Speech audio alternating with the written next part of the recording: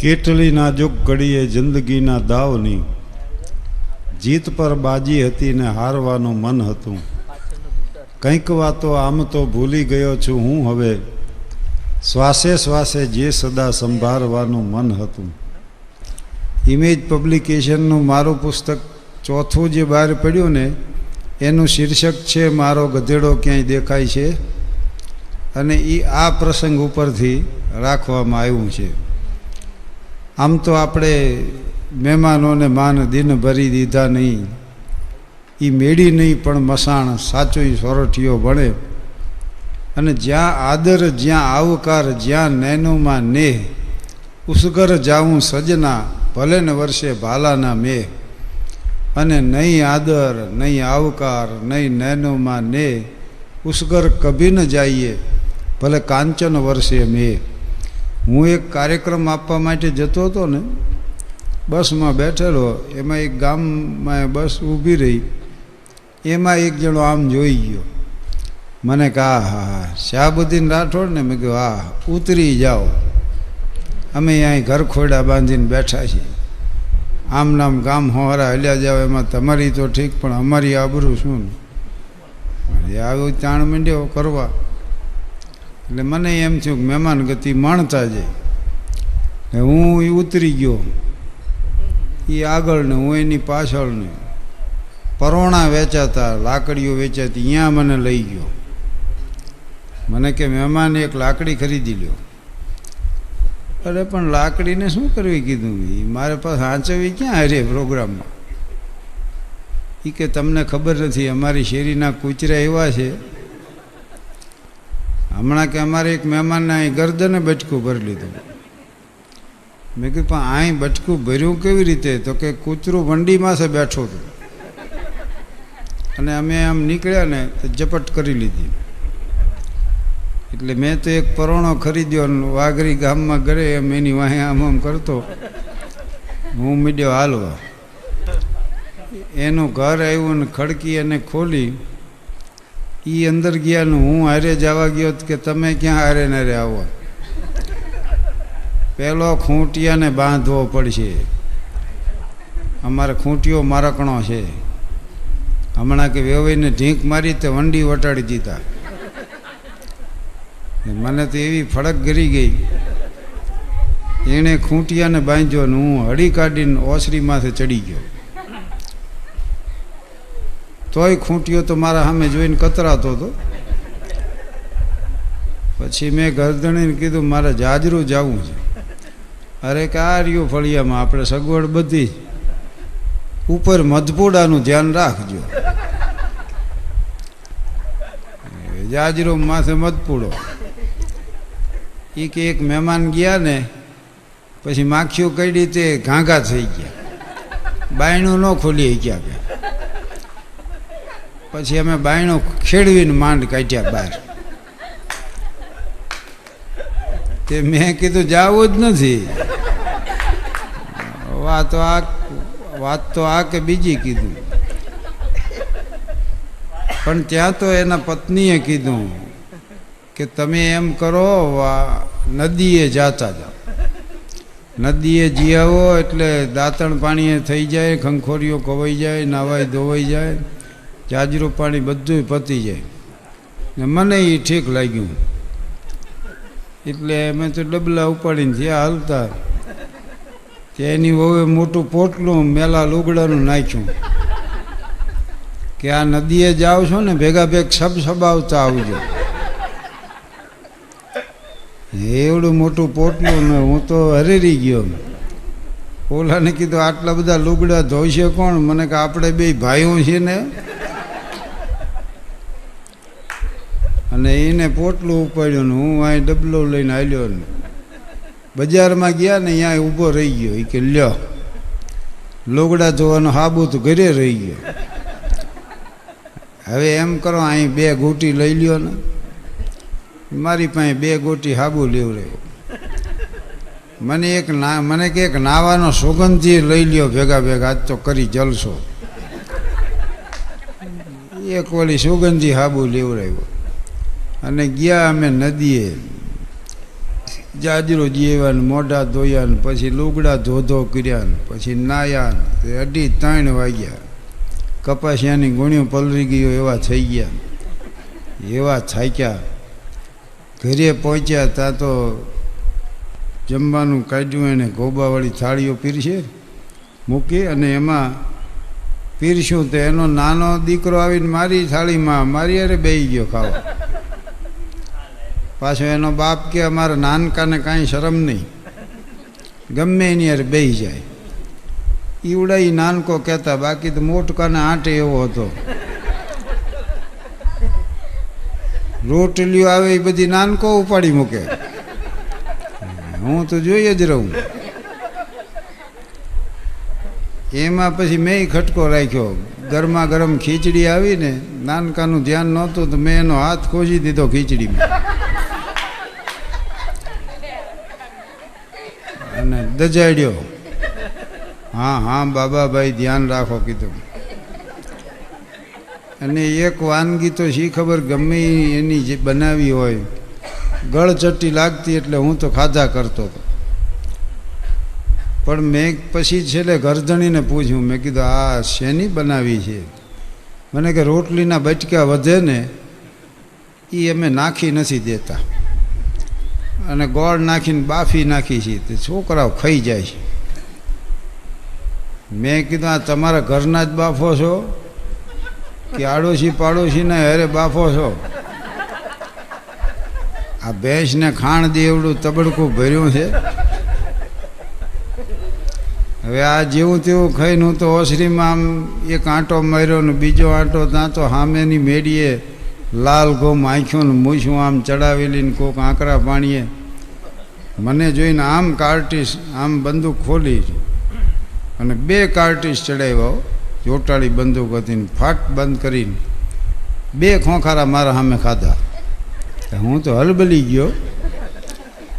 મેં ગરદણીને કીધું, મેં કીધું જો સામે બંદૂક છે હાથમાં અને મૂછું ચડાવેલી છે ને આકરા પાણીએ કોક છે, મારા સામે જોઈને ખોખારા ખાય છે. એ કે તમે તમારે લહેર કરો. ભાઈ નથી લહેર કરવી કીધું, બંદૂક છે એની પાસે. તો કે એ તો 8 દી પહેલાં એના મહેમાનને અમે માર્યો હતો ને એટલે ઈવડાઈ એમ કહી ગયા છે કે દીકરાઓ તમારો મહેમાન આવવા દો.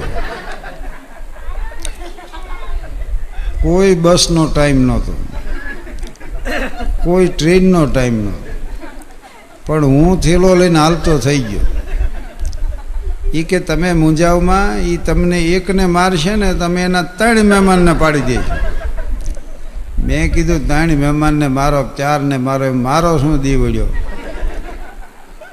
પછી જાંપા સુધી મને વળાવવા આવ્યા ને મને કે કંઈક જીવ મૂંઝાય ને તે આમ આવતા રહેજો, 2 ઘડી મજા આવે.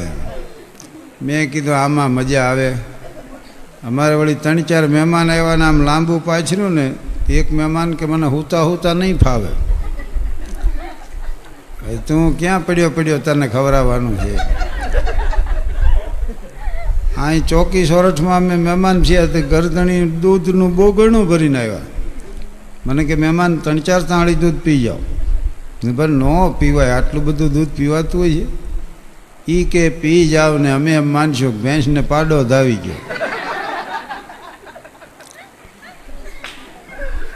ત્યારે આપણને એમ થાય કે આપણને આ શું ધારતા છે. પણ આવા અનુભવો થાય જીવનમાં. તો ક્યારેક હું અમદાવાદ સ્વામિનારાયણ ગુરુકુળ જે છે ને એ મારો કાયમી ઉતારો. વર્ષોથી હું ત્યાં ઉતરું છું, મારો પરિવાર અહીંયા ઉતરે અને સંતોનું સાનિધ્ય છે, મંદિર છે, વિદ્યાર્થી મિત્રો છે. એટલે હું જાઉં તો ઈવડે બહુ ખુશ થાય. ઘણા મહેમાન આવે એટલે આખું ઘર ખુશ થાય. ઘણા મહેમાન એવા હોય જાય ત્યારે બધા રાજી થાય કે આ હવે ગયા, આ સ્ટેશન સુધી મૂકવા એટલે જાય છે. હું એકવાર સ્ટેશન ઉપર ઊભેલો ને 3-4 જણા ગાડી આવી પછી ઉપડી, 2-3 જણા દાંત કાઢી કરીને ઊંધા પડી ગયા. મેં કીધું તમે શું આટલા બધા ખુશી થઈ ગયા? એ કે અમે મહેમાન છીએ, અમારે આ ગાડીમાં જવાનું હતું, એના બદલે ઘર ધણી ચડી ગયા. કે એટલે અમે દાંત કાઢી. મેં કીધું કેટલાક દીથી મહેમાન છો? તો કે 15 દી થયા છે. એ સમજીને ચડી ગયા. પછી તો ચડી જ જાય નહીં, રહેતા છે અહીં. એટલે હું ત્યાં મહેમાન થઉં ઈવડાઈને બહુ આનંદ આવે. હવે અમારા ગામમાં હું સાંજે ફરવા નીકળું. ખોડિયાર તરફ જતી સડક છે ને ત્યાં હું નીકળી પડું. અને આ લગભગ 35 વર્ષનો ક્રમ છે મારો, સાંજે ફરવા જારું. ફ્રેડરિક નીત્સે નામના જર્મન ફિલસૂફે કીધું છે કે ઉત્તમ પ્રકારના સારા વિચારો માણસ જ્યારે હાલતો હોય ત્યારે આવે. એટલે બૌદ્ધ સાધુઓ હાલે છે. બુદ્ધે કીધું ચરવૈતી ચરવૈતી. મહારાજ સાહેબો હાલે, મા સતીજીઓ હાલે, લોકો હાલ્યા કરે છે. અને હવે મેં જોયું દેશમાં ને વિદેશમાં હેલ્થ કોન્શિયસ બહુ થઈ ગયા લોકો. સવારના પોરમાં નીકળી પડે છે. પછી મુંબઈ હોય, કલકત્તા હોય, દિલ્હી હોય, ન્યુયોર્ક હોય, લોસ એન્જલસ હોય. અને તમે જોજો દુઃખી માણસો હાલે બહુ. તમે ટેન્શનમાં હો તો ક્યારે ઊભા થઈને મંડો આંટા મારવા એ તમને ખબર નહીં પડે. અને ગરીબ ઘરની દુઃખી દીકરીઓ હોય ને એના બેડા બહુ ઉજળા હોય. કારણ કે વિચારમાં ને વિચારમાં રાખ નાખીને ઉઠ્યા કરે એને ખબર ન હોય કે કેટલી વાર ઉઠ્યું. તો હું તો અમારે શું થાય કે કાર્યક્રમ આપવાનો હોય સાંજે, એટલે અમારે તૈયાર થવાનું. તો સાંજે સમય ત્યાં ન મળે એટલે પછી હું સવારમાં મોર્નિંગ વોકમાં નીકળું. 3-4 દી રોકાવાનું હોય ને. મેં એક દી સવારમાં ડ્રાઇવિંગ રોડ ઉપર દૂરદર્શન તરફના રસ્તે હું નીકળી પડ્યો. અને હવે તો શહેરમાં માણસો બહુ ફરવા નીકળે. હાય અદોદરા શરીર હોય, આમાં મામા હાલ્યા જતા હોય, લુગડામાં ક્યાંય હમાય નહીં, હેવા થઈ ગયા હોય. એમાં બહેનોના શરીર વધી જાય, માથું તો કંઈ શરીર આરે વધે નહીં. પછી તમે વાંયથી જુઓ ને તો મોટા ગોળામાંથી નાનકોક બુજારું મૂક્યું એવું લાગે. એક બેન તો ઘણું જાડું શરીર ને એમાં ઉનાળાનો ધોમ ધકેલો ને બાલ મંદિર છૂટ્યું ને 3-4 બાળકો મીંડ્યા વાંય હાલવા. તો એ ખીજી ગયા કે કેમ મારી પાછળ આવો, કે તમારા છાયામાં હાલ્યા. આમ નામ ઘર સુધી પહોંચી જાય.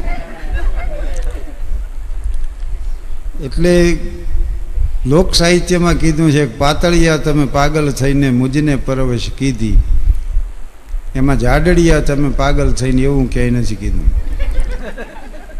અને જાડા માણસોની આપણે જ્યારે વાત કરી ત્યારે રમૂજી સ્વભાવના હસતા ને જ્યારે જુઓ ત્યારે ખુશ મિજાજ ને, પણ તે બીજું કરીએ શું હકે? એ કંઈ હળી કાઢીને કોઈની વાંહી દોડી શકે? એ બેહારો અહીંયા બેહી રહે. ફૂલમાં હોગઠી પડી હોય ને એ પછી હલે નહીં. કાંઈક લાવી દો તો બેઠા બેઠા ખાઈ ખરા. અને પાતળું શરીર હોય તો ઘણા ફાયદાઓ. બસમાં ટ્રેનમાં મુસાફરી કરતા હો, જગ્યા મળી ન હોય, ઓશિયાળા મોઢે ઊભા હોય તો કોક તો પૂછે કે માંદા છો? એટલે આપણે કે હા, તો કે આવતા રહ્યું. પાતળા માણસને જગ્યા આપવાનો આગ્રહ લોકો કરે, જાડાને જગ્યા આપતા વિચાર કરે. કારણ નાનકડું તલાવડું એમાં ભેંસ બે ને ડેડકા બહાર ઉડી જાય. જેવી તેવી સીટમાં એક જાડું માણા બે ને બે કોરથી એક નીકળી જાય. તો હું મારા વિચારમાં આવેલો જતો હતો. બાધાએ કબ બાંધ સકી હે આગે बढ़ने वालों को, વિપદાએ કબ રોક સકી હે પથ પર ચલને વાलों को. હમણાં યુવાનોની એક શિબિરમાં મારે બોલવાનું હતું કે જુવાનિયાઓ મને કે અમારે જીવનમાં સફળ થવું છે તો શું કરવું? મેં કીધું વાત તો સફળ થવાની જ છે ને. લખી લ્યો 3 વાક્યો. નો મોર દેન અધર, વર્ક મોર દેન અધર, એક્સપેક્ટ લેસ દેન અધર.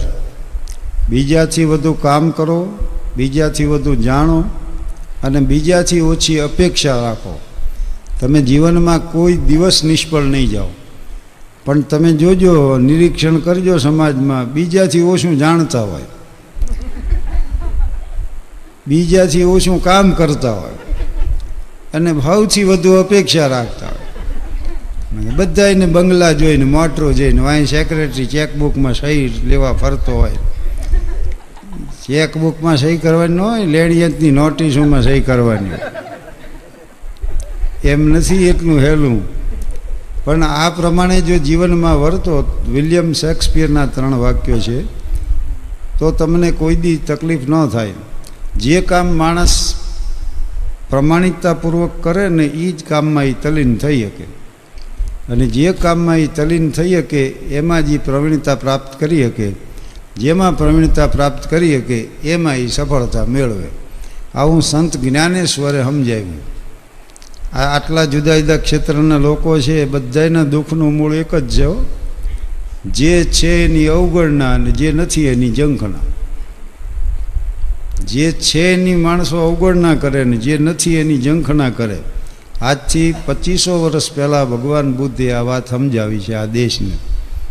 તો હું મારા વિચારમાં હાલ્યો જતો, એમાં અમદાવાદી કાકો હે મોટું જાડું શરીરને, એમાં વળી પાછી ચડ્ડી પહેરેલી અને હેંચકની વાદરીવાળા જોડા, આમ લીંટાવાળું બનિયન પહેરેલું, ખાબ ખાબ કરતા હાલ્યા આવે.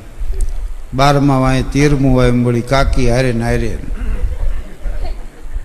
અને એ કાકો મને પાછળથી ભટકાણા. બોલો, હું આગળ હાલ્યો જતો ને વાંયથી ભટકાણા. મેં એની સામું જોયું તો મને કે ધ્યાન રાખતા હતો. હું એને જોઈને જ સમજી ગયો કે આની અરે સંઘર્ષ ન કરાય, આ લગાડી દે આપણને. પણ કાકીએ કીધું તમારા કાકાના બોલ્યા સામું જોશો નહીં. આગલા 2 હારે ભટકાણા નહીં તો પડી ગયા. તમે ઊભા તો રહી ક્યાં? મને થયું જવા દો હાલો. ત્યાંથી હું આગળ આવેલો તો એક સાયકલવાળો સીધો મને ભટકાણો, હેઠે પાડી દીધો. બોલ, પાછો ઉપર ઊભો દાંત કાઢ્યા. મને કે ભાગ્યશાળી છો. અરે શેના ભાગ્યશાળી કીધું? એ કે હું છે ને કાયમ ખટારો લઈને નીકળો. આ સાયકલ લઈને તો આજે જ નીકળ્યો. એટલે મને એમ છે દિવસ કંઈક સારો નથી હોઈ ગયો. જાદીન વિદ્યા ધન અરુ યશકો લાભ ન હોય, વિદુર કહે ધૃતરાષ્ટ્ર કો વંધ્યકાલ હે સોય. તમને કાં વિદ્યા મળવી જોઈએ, કાં ધન મળવું જોઈએ, કાં યશ મળે એવું કામ તમારે કરવું જોઈએ. આવું ન મળે તો દિવસ નકામો ગણવો એમ ગણવું. વિદુરે આ કીધું. પણ હું ત્યાંથી આગળ આવ્યો તો એક ભિક્ષુકે મને આમ સલામ ભરી. એટલી જ સભ્યતાથી મેં ભિક્ષુકને સલામ ભરી. કારણ કે ઇંગ્લેન્ડના એમ્પરર બકિંગહામ પેલેસની બહાર નીકળેલા એકવાર મોર્નિંગ વોકમાં, તો એક ભિક્ષુકે સમ્રાટને આમ સલામ ભરી. તો સમ્રાટે એટલી જ સભ્યતાથી ભિક્ષુકને આમ સલામ ભરી. એટલે સેક્રેટરીએ કીધું કે નામદાર, એક ભિક્ષુક તો આપને સલામ ભરે, એનો અર્થ એવો નહીં કે આપે ભિક્ષુકને આમ સલામ ભરવી. પણ સમ્રાટે જવાબ આપ્યો કે મારા રાષ્ટ્રના ભિક્ષુક કરતાંય સભ્યતાની બાબતમાં હું ઉતરતો છું એવું મારે સાબિત નથી કરવું. આ પ્રસંગ મને યાદ આવ્યો એટલે મેં એને આમ સલામ ભરી. એ મને કે સાહેબ એક અડધી ચા પાવ. ધડ દઈને મેં ચાનો ઓર્ડર આપ્યો. મને આનંદ એ વાતનો થયો કે એણે વિશ્વાસ રાખ્યો કે આ પાય તો પાય. એ વિવેકી હતો. એ કે તમે હારે પીવો ને, અડધીનો મારા હાટો ઓર્ડર આપ્યો. એમાં ગરમ ગાંઠિયા થતા હતા. તો મેં વળી કીધું ને એમ કરો હારે નાસ્તોય કરો. ત્યાં તો એ ગળગળો થઈ ગયો. એને એમ થયું કે માનવતા મરી નથી પરવારી, આવા દાતાઓ છે હજી દુનિયામાં. 100 ગ્રામ ગાંઠિયાનો મેં ઓર્ડર ફટકાર્યો. ભલે કીધું જે થવું હોય થઈ જાય. કહા લંકાપતિ લે ગયો, કહા કરણ ગયો ખોઈ, જસ જીવન અપ જસ મરણ કર દેખો સબ કોઈ. 100 ગ્રામ ગાંઠિયામાંથી 50 ગ્રામ એણે લીધા, 50 ગ્રામ મેં લીધા. અને અમે 2 જણાએ ગાંઠિયા ખાધા, પછી ચા પીધી. પછી મુશ્કેલી શરૂ થઈ. કારણ કે લહેંગામાંથી આમ જબ્બો પહેરીને હું હાલતો થઈ ગયેલો. મારી ચા પાણી નાસ્તો રહેવા જમવાની તમામ વ્યવસ્થા કરે ગુરુકુળવાળા. મારે બહાર કોઈ ખર્ચ કરવાનું નહોતું, અને આ આકસ્મિક ખર્ચ થઈ ચૂક્યું. આમામ કર્યું પણ એક પૈસો ન નીકળ્યો. મને એમ થયું ભારે કરી. પહેલાં એવો વિચાર આવ્યો, કોક ઓળખીતા જો અહીંથી નીકળે ને તો આપણી આબરૂ રહી જાય. પણ તમે જોજો, પાસે ટિકિટ હોય ને ત્યારે ટીટી નથી આવતા.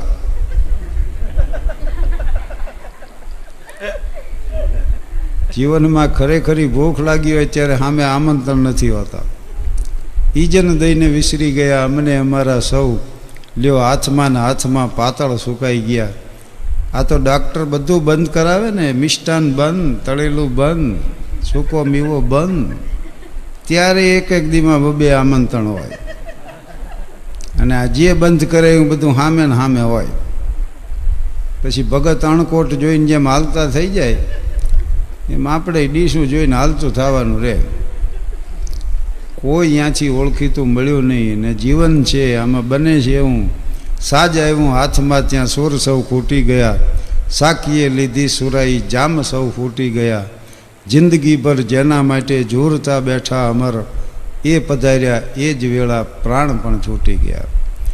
માણસ સંપત્તિ મેળવવા માટે આ સ્વાસ્થ્યનો ભોગ આપે છે, પછી સ્વાસ્થ્ય પાછું મેળવવા હાટું સંપત્તિનો ભોગ આપે. અને જીવનના અંતે નથી સ્વાસ્થ્ય હોતું, નથી સંપત્તિ હોતી. અજંપો એક હોય છે कि गुनेगारों की दुनिया में आकर हम भी गुनाह कर बैठे, कैसी पाई थी जिंदगी कैसी तबाह कर बैठे.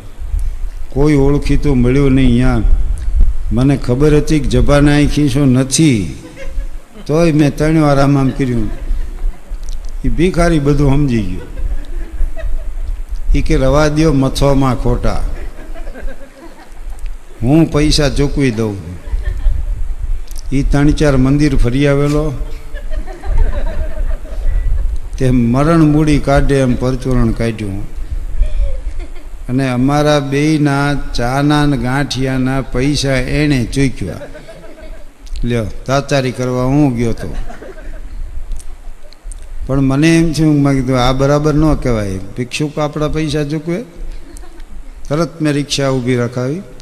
એને મેં કીધું જુઓ તમે મારી હારે રિક્ષામાં બેસી જાઓ, ગુરુકુળમાં જ ઉતર્યો છું, આ નજીક જ છે, તમે જે કંઈ ખર્ચ કર્યું એ તમામ હું તમને આપી દઈશ. ઉપરથી કીધું 10 રૂપિયા આપીશ. તો વિચાર કરીને મને કે ચામાં ને ગાંઠિયામાં પાડ્યો, હવે રિક્ષામાં રવા દો.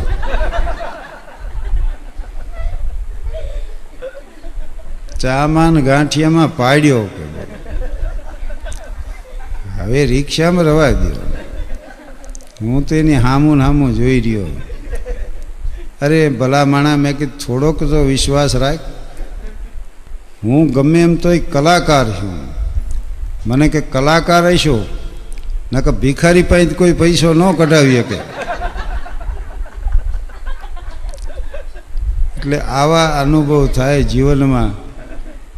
અને હવે તો વળી મને આમંત્રણો આવે પ્રમુખ સ્થાન સ્વીકારવાના, અતિશય વિશેષ તરીકે હાજરી આપવાના. હમણાં એક કાગળ મને મળ્યો કે અમારા વાર્ષિક સમારંભનું પ્રમુખ સ્થાન તમારે સ્વીકારવાનું રહેશે. હું તો ખુશ થઈ ગયો. એ લોકોને મેં સ્વીકૃતિ પત્ર મોકલી આપ્યો. પછી મને ખબર પડી કે પાગલખાનાનો સમારંભ છે. પણ તોય મને એમ થયું કે પાગલખાનું તો પાગલખાનું, આમ જીવનમાં ધીરે ધીરે આગળ વધાય અને ગાંધીનગર સુધી પહોંચાય. એટલે હું તો તૈયાર થઈને ગયો. મને એમ કે 5-25 માણસો તો સામે આવશે ને મોટું ઓડિયન્સ રાહ જોતું હોય છે ને પધારો પધારો કરીને સ્ટેજમાં લઈ જાય છે ને કોઈ હતું જ નહીં. બોલ, મેં તપાસ કરી, મેં કીધું આ પ્રમુખ સ્થાન છે મારું, સમારંભ ક્યાં? એક જણો વળી કે શેનો સમારંભ? અરે કાગળ દેખાડ્યો કે તમારી સંસ્થાએ પત્ર લખ્યો છે. મને કે તમે પત્ર લખ્યો હોય ને તો હોવો જોઈએ. પછી વળી 2 જણા સેક્રેટરીને બોલાવ્યા. એ કે હા હા છે, ગોઠવો ગોઠવો, ટેબલ ગોઠવો, ખુરશી ગોઠવો. હાવ તૂટલા ટેબલ, 2-3 ભાંગલી ખુરશીઓ. એક વળી અતિથિ વિશેષ આવ્યા, નિવૃત્ત રાજકારણી. અને પાગલખાનાના સમારંભમાં કોણ હોય? પાગલોને બેહર્યા સામે. અને અમારો સમારંભ શરૂ થયો. સેક્રેટરી અતિથિ વિશેષનું નામ બોલ્યા ને એટલે એને ભાષણ શરૂ કર્યું કે ભાઈઓ અને બહેનો, હું એમ ઈચ્છું કે સંસ્થાનો દિન પ્રતિદિન વિકાસ થાય, એની સંખ્યા ઉત્તરોત્તર વધે, એ નાનકડા બીજમાંથી મોટો વટવૃક્ષ બને અને આખા ગામને એની છાયામાં સમાવી લે. મને નવાઈ લાગી કે આની સંખ્યા વધારીને શું કરશે. અમારા ગામમાં અનાથ આશ્રમનો ફાળો ઉઘરાવવાળા આવ્યા ને તે એક જણે 2 બાળકો નોંધાવ્યા. ઓલા બીજી ગાડીમાં વયા ગયા કે ગામ ફાળો કર્યા જેવું નથી. પછી મેં કીધું ભાઈ મારે શું કરવાનું છે? તો કે એક પાગલને મુક્તિપત્ર આપવાનું છે અને તેનું વિતરણ તમારા વરદ હસ્તે કરવાનું છે. એ સેક્રેટરીએ મુક્તિપત્ર મને આપ્યું. મેં વળી હસતું મોઢું રાખીને પાગલને આપ્યું. હું ન બોલ્યો તો કોઈ પ્રશ્ન જ નહોતો બોલો. પણ મને વળી એવી કમત હુજી. મેં એ પાગલને પૂછ્યું, મેં કીધું બીજું બધું ઠીક, તમને આ પાગલપન શેનું હતું? તો એ પાગલ કે હું મારી જાતને શાહબુદ્દીન રાઠોડ સમજતો. મને ઘણી નવાઈ લાગી. મેં કીધું લે આ શાહબુદ્દીન રાઠોડ હું છું? મને કે 3 મહિના થાય છે પણ સારું થઈ જાય છે, માટે દાખલ થઈ જાઓ. એને દાખલ થવાની સલાહ આપી. ડાયા માણસોએ બધાય દાંત કાઢ્યા. આ પાગલો વિચિત્ર તો હોય છે. એક મંત્રીની મોટર પાગલખાના પાસે આવીને અટકી ગઈ હતી. એક પાગલે પૂછ્યું શું થયું સાહેબ? તો કે એક ટાયર છે ને એમાંથી 3 બોલ્ટ નીકળી ગયા. તો ઓલો પાગલ કે બાકીના 3માંથી એક કાઢીને લગાડી દો. પ્રધાન ખુશ થઈ ગયા કે મને આશ્ચર્ય તો એ વાતનું થાય છે કે તમને પાગલને આ સૂજ્યું ને મને પ્રધાન હોવા છતાં કેમ ન સૂજ્યું? ઓલો વળી કે હું પાગલ છું, કાંઈ પ્રધાન થોડો છું?